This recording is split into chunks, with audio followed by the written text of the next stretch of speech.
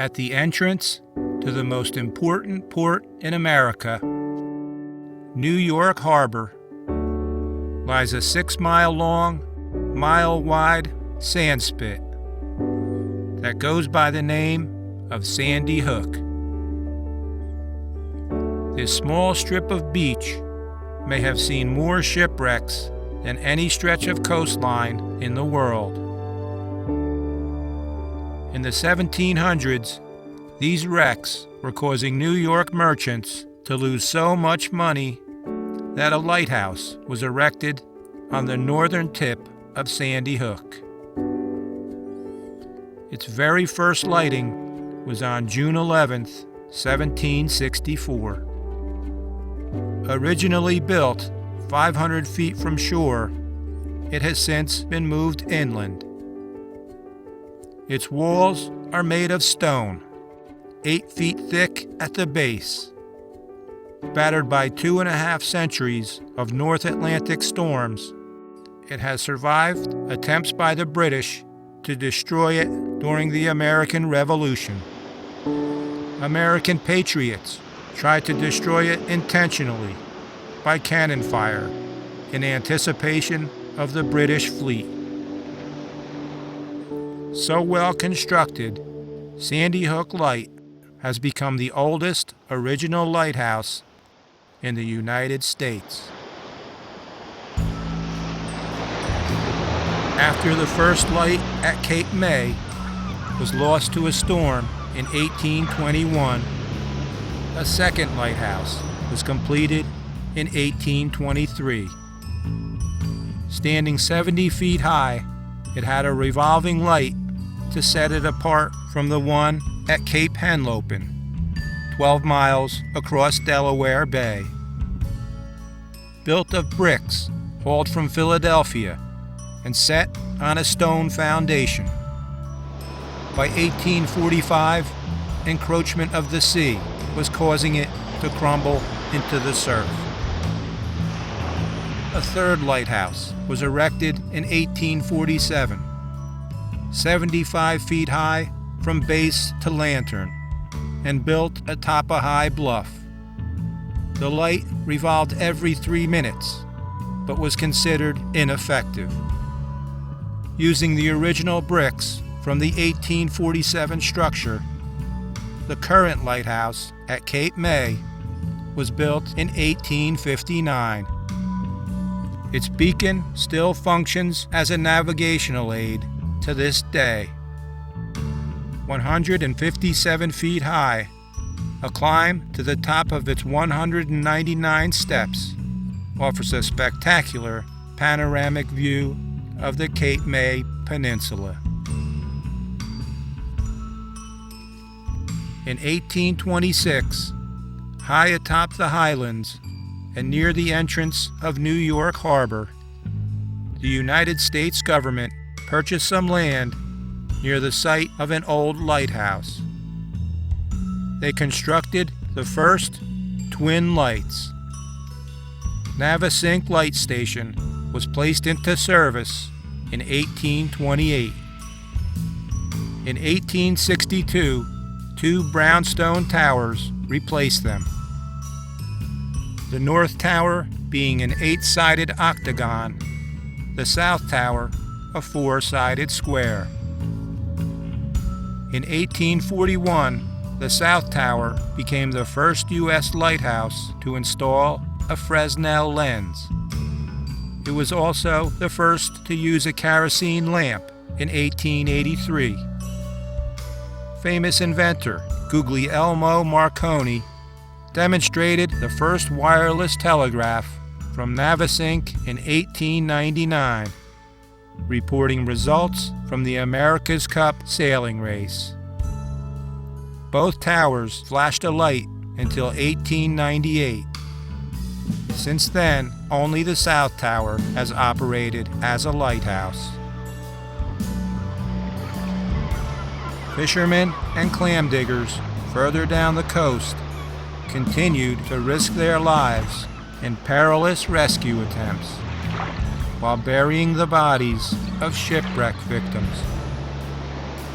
Repeated calls for a lighthouse to be built at Barnegat Inlet were finally heard.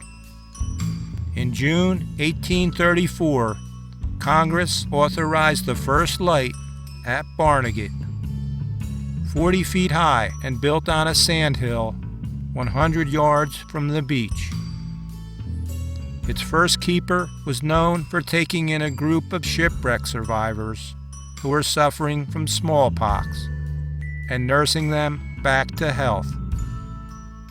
The non-flashing beacon of this original lighthouse was deemed insufficient by mariners, and in 1857 it was taken by the sea.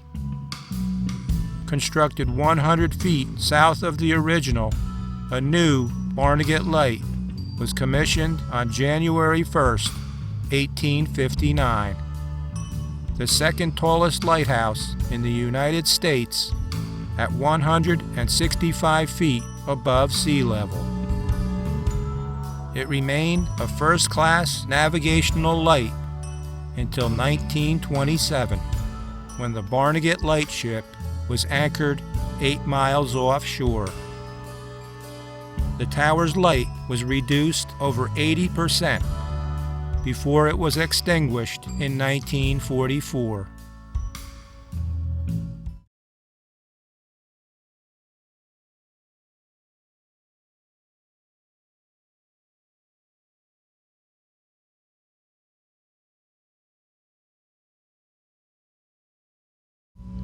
To help guide boats and sailing vessels into Little Egg Harbor, a lighthouse was added to Tucker's Island in 1848.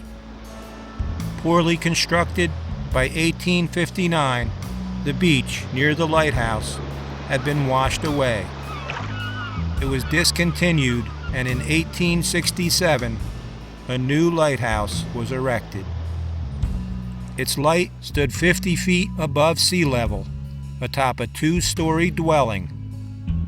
Sailors claimed the light could be seen from 12 miles out to sea. It lasted almost 60 years until it crumbled into the surf. The lighthouse, as well as all of Tucker's Island, now lie completely beneath the Atlantic Ocean. Dr. Jonathan Pitney, widely known as the father of Atlantic City, had been requesting that a lighthouse be built on Absecon Island since 1830. Following the sinking of the Powhatan in April 1854, Absecon Lighthouse was approved. Completed in 1856, it included the tower, 2 keepers' houses, and multiple outbuildings. Kerosene lamps lit the first light in January 1857. When directed through a Fresnel lens, it was visible from 19 miles offshore. Several times each night, the keeper would climb the tower's 228 steps. By 1876, severe erosion had caused the ocean to come within 75 feet of the tower.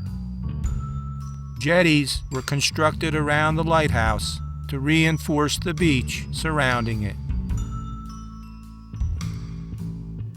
The coast along Girt Inlet was originally named Wreck Pond, due to the countless shipwrecks that occurred there.